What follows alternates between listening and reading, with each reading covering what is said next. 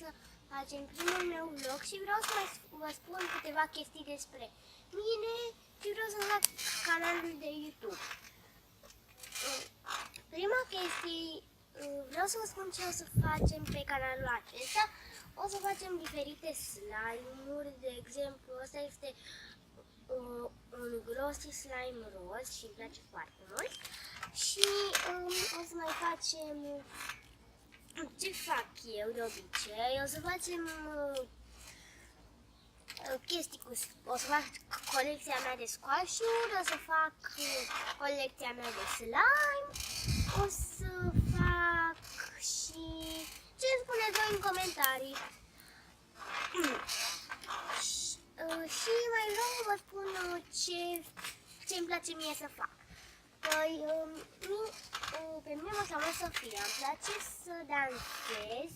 Am fost la dans, numai că am renunțat o lună și mă duc din toamnă, așa.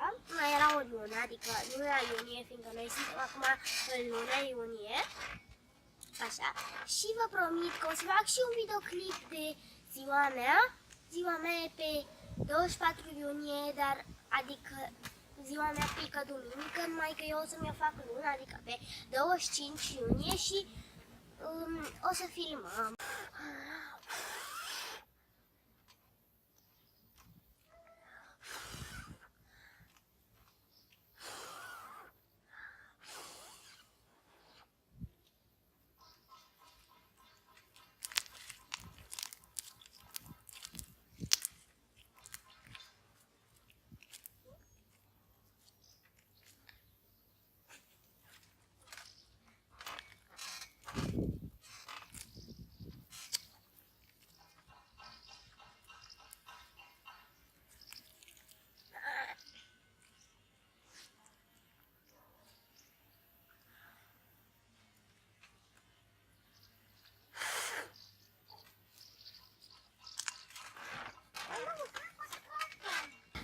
Dacă v-a plăcut acest video, să puneți un like și pa!